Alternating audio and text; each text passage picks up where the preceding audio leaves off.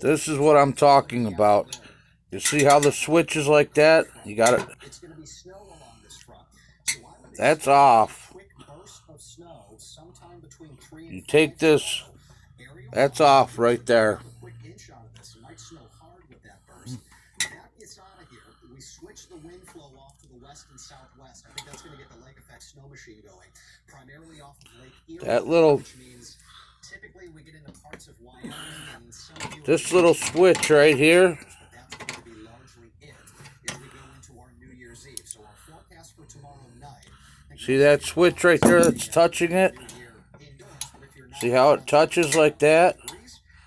That little tab you're going to bend. And I'm going to bend it and I'll be right back.